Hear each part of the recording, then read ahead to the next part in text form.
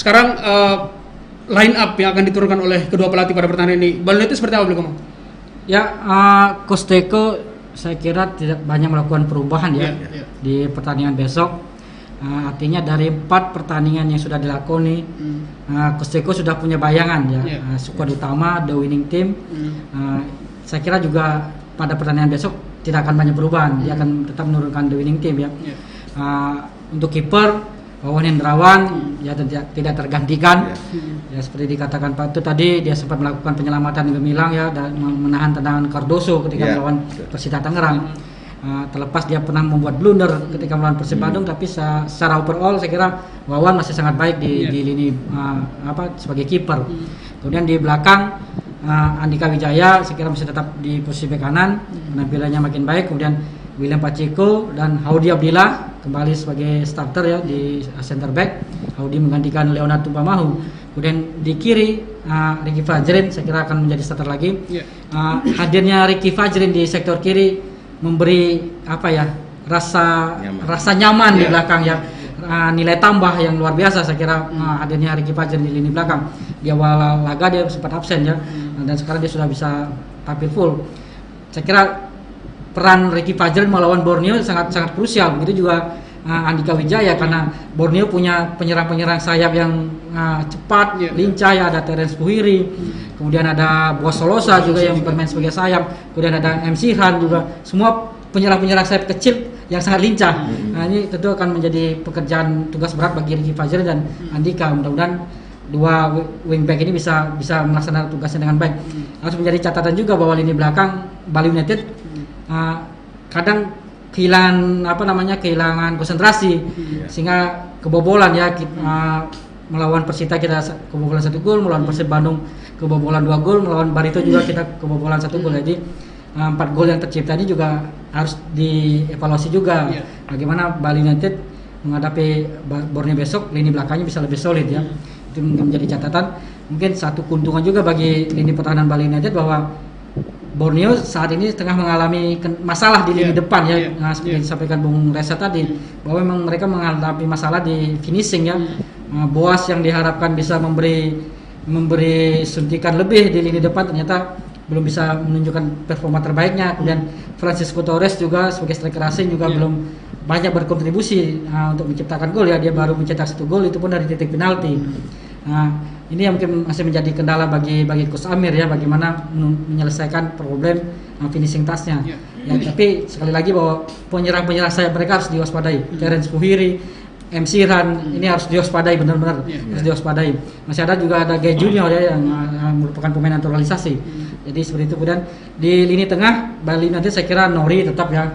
Itu holding midfielder terbaik di Liga Indonesia saya kira ya. Tidak tergantikan di lini tengah Bali United. Kemudian pendampingnya dengan formasi 4-2-3-1 ya, seperti yang biasa yang dimainkan oleh Coach Teko, atau yang bisa berubah menjadi 4-3-3. Kemungkinan Rizky Pello akan tetap menjadi pilihan utama ya, meskipun ada Kadek Agung, kemudian ada Padel Sousu. Saya kira Rizky Pello akan tetap menjadi pilihan utama.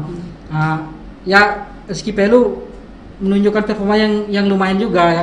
Rajin dia maju mundur. Mungkin kekurangannya dia kurang kreatif ya dalam membangun serangan, dalam membagi bola, tapi dia semangat juangnya sangat tinggi. Dia juga sering muncul ke lini pertahanan lawan dan rajin membantu saat kita diserang. Ini menjadi nilai lebih bagi Rizky Pello. Kemudian di depan kemungkinan besar Lili Pali kembali menjadi gelandang serang ya. Dengan demikian Eber Besa masih menjadi pemain cadangan ya, pemain pengganti. Kemudian di sayap ada Melvin Place, kemudian ya Besroni juga kemungkinan besar tetap menjadi starter ya. Meskipun kemarin waktu lawan Persita performanya tidak terlalu maksimal, tidak terlalu bagus. Berbeda ketika melawan Persib. Ketika melawan Persib dia bermain sangat baik. Kemudian di striker saya kira Spaso ya, tengah yang sedang on fire, sudah mencetak 4 gol dari 4 laga dan terakhir mencetak 2 gol melawan Persita. Jadi Spaso saya kira sedang tajam-tajamnya. Ya, cuma mungkin dia perlu memperbaiki diri dalam kerjasama dengan Lili Pali di lini depan ya. Kemarin ketika melawan Persita sering salah komunikasi, salah koordinasi, salah umpan seperti itu dengan Lili Pali ya. Mungkin ini yang perlu diperbaiki oleh Spaso. Tapi kalau Anda sendiri secara pribadi memilih 11 orang yang pertama untuk main siapa? Ya, kalau saya melihat dari 4 pertandingan yang sudah dilakukan di Bali United ya, melihat kecenderungan Coach Teko, formasi pemain yang diturunkan, ya untuk kiper Pak Wawan, kemudian di belakang ada Andika Wijaya, Pak Ceko, kemudian Haudi Abdillah dan Ricky Fajrin. Di tengah ada Nori, Rizky Pelu, kemudian Lili Pali sebagai gelandang serang dan Mepin Paco penyerang sayap, Yabes di penyerang sayap dan di depan Spaso. Kenapa bukan Kadek Agung selain Rizky Pelu? Ya, Coach Coach Teko, ya. Dia lebih suka memainkan pemain-pemain yang punya pressing tinggi dan lebih kuat dalam bertahan. Pemilihan Yabes, kenapa Yabes sering dipilih dan disuka oleh Coach Teko salah satunya karena dia bisa membantu, karena Yabes bisa membantu pertahanan, kuat dalam bertahan, tidak hanya menyerang. Itu makanya Yabes lebih dipilih daripada seorang Bakdim di musim 2019.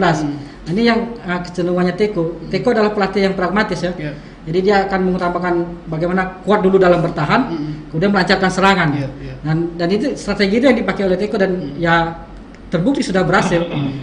Bagaimana dia menyukai pemain-pemain yang kuat dalam melakukan pressing ketika diserang dan kuat membantu pertahanan, dan saat menyerang dia juga selalu siap untuk membantu serangan dengan cepat melakukan serangan balik. Iya, oke, Pak Ketut, setuju dengan line up yang diturunkan oleh Blikomang atau Pak Ketut punya line up sendiri nih? Kalau saya setuju dengan apa yang disampaikan Blikomang, karena ya Coach Teko tidak.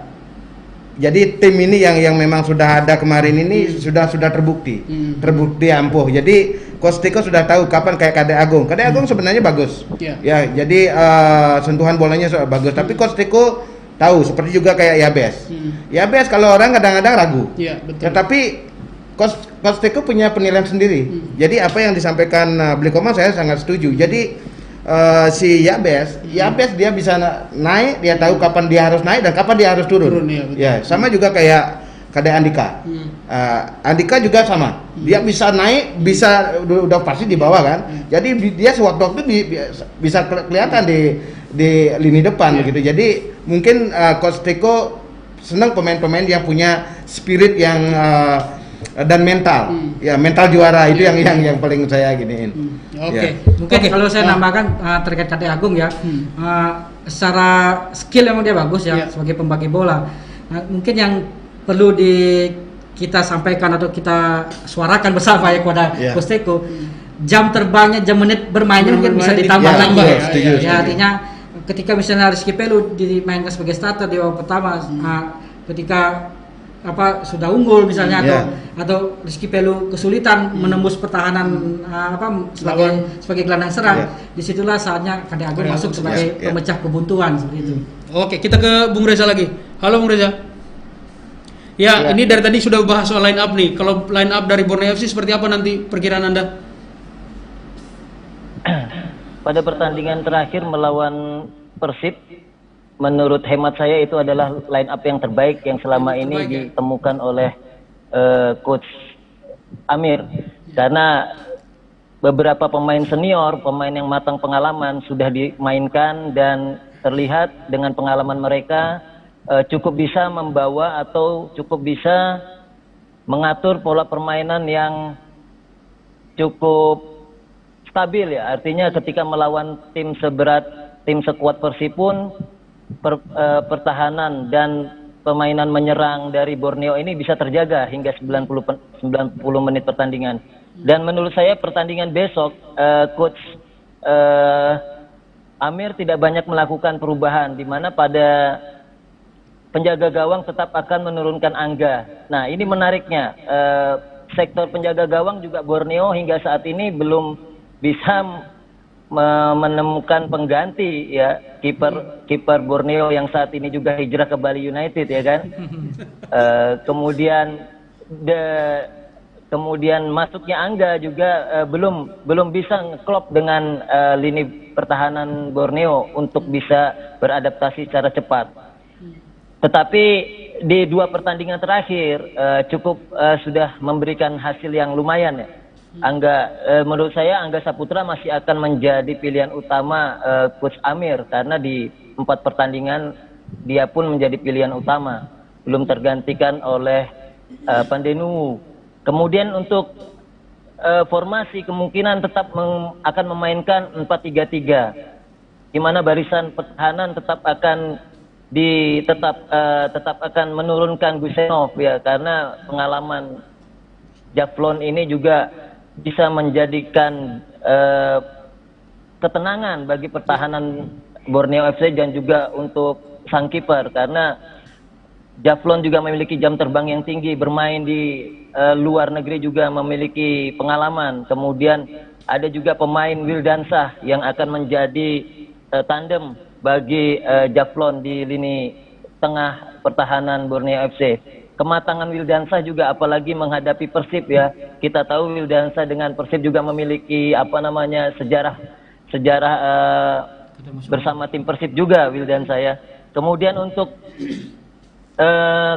pertahanan yang di kanan tetap akan mempertahankan Marco Maroje dan juga Safrudin Tahar untuk yang di kiri. Menurut saya 4 pertahanan ini cukup solid karena di 3 pertandingan terakhir cukup memberikan keamanan dan kenyamanan bagi kiper Angga Saputra. Permasalahannya di lini tengah kadang-kadang belum padunya antara Jonathan Bustos dan Hendro Siswanto, ini membuat alur bola ke depan belum bisa terlihat signifikan. Tetapi pada pertandingan melawan Persib kemarin ini sudah cukup ada suplai bola yang kemudian bisa cepat diolah oleh Terence Puhiri di sebelah kanan, di sayap kanan, dan juga Boa Salosa di sayap kiri yang kemudian beberapa kali juga mengancam pertahanan Persib. Menurut saya pada pertandingan besok Hendro Siswanto, Jonathan Bustos dan Nuridin Dafronov dengan pengalaman yang tetap akan dimainkan sebagai starter. Kemudian untuk lini depan tetap masih akan mempertahankan Fernando Torres, karena juga seperti yang saya bilang, kali ini pengalaman dibutuhkan untuk menghadapi tim sekelas Bali United. Meskipun di situ ada Goy Junior ya dan pemain muda lainnya, tetapi menurut saya mungkin itu akan menjadi pilihan kedua setelah bagaimana nanti perkembangan di lapangan setelah menurunkan pemain-pemain berpengalaman ini.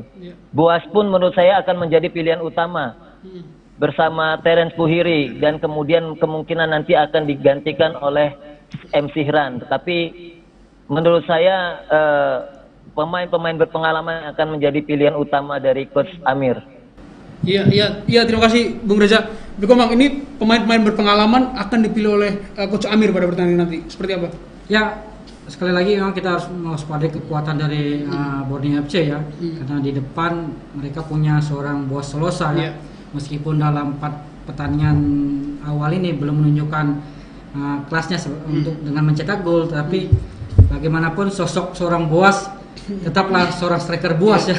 Artinya sangar ya, artinya Bali United harus memberi perhatian lebih pada Boas ya. Juga termasuk Francisco Torres ya, salah satu striker asing yang saya kira juga bagus ya.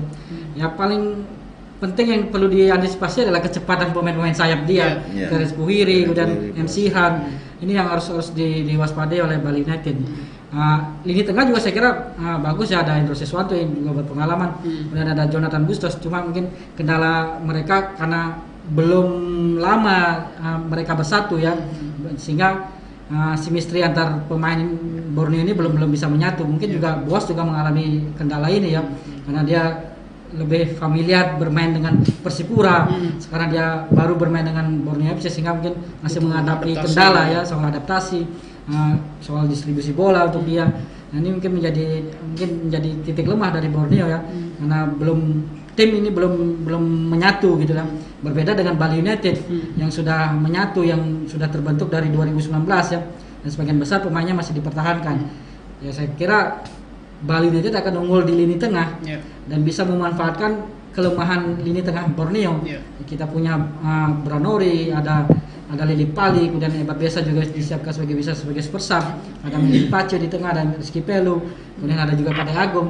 Saya kira bagaimana Bali United besok bisa memenangkan lini tengah ini untuk bisa memenangkan pertandingan.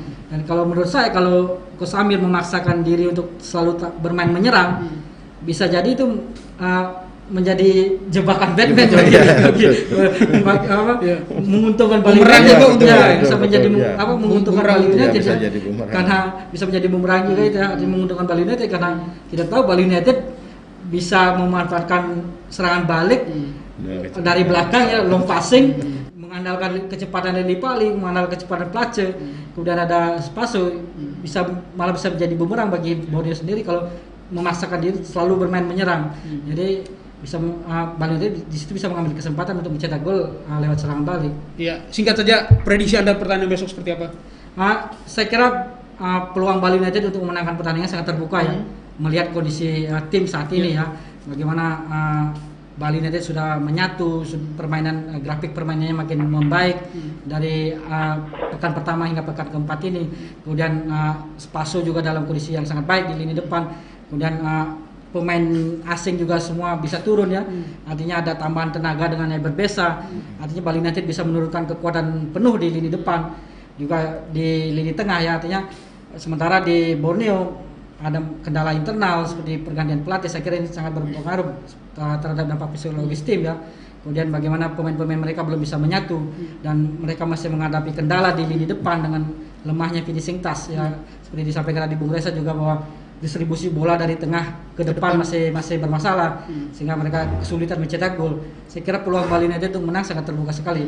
Saya bisa berani memprediksi Bali United bisa menang dengan 2-0. 2-0 ya. Tapi dengan catatan bahwa lini belakang harus tampil lebih solid.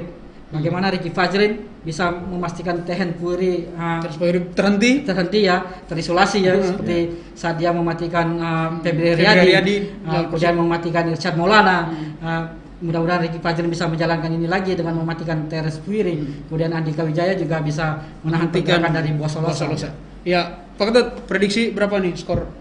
Kalau saya untuk pertandingan besok saya prediksi 3-1. 3-1 untuk ya. Bali United. Untuk Bali United ya. Oke. Bung Reza? Ya, ini Ya kalau di atas kertas, ya gimana? Kalau di atas kertas memang secara teknis Bali United akan memenangkan pertandingan ya. ya. Cuman kalau berapa skornya saya tidak bisa menebak, tapi saya berharap sih setidaknya bisa seri lah. Bisa seri ya. Oke. Ya, terima kasih banyak Bung Reza sudah bergabung bersama kita sore ini di Bincang Bola Siap, Tribun terima Bali. kasih. Ya, sehat-sehat selalu Bung Reza bersama keluarga ya. Amin. Ya, Beli Komang juga terima kasih banyak. Pak Ketut terima kasih banyak sudah hadir kembali di sini. Dan Tribuners, itu tadi perbincangan kita Bali United yang akan melawan Borneo FC di laga pekan kelima Liga 1 2021 besok malam. Jangan lupa saksikan pukul 19.00 waktu Indonesia Tengah. Saya Alvin Gupu, Pak Ketut Budi, Beli Komang Agus Ruspawan dan Apriyadi Gunawan, juga Bung Reza Rashid Umar dari Tribun Kaltim pamit undur diri, sampai jumpa. Terima kasih sudah nonton. Jangan lupa like, subscribe, dan share ya.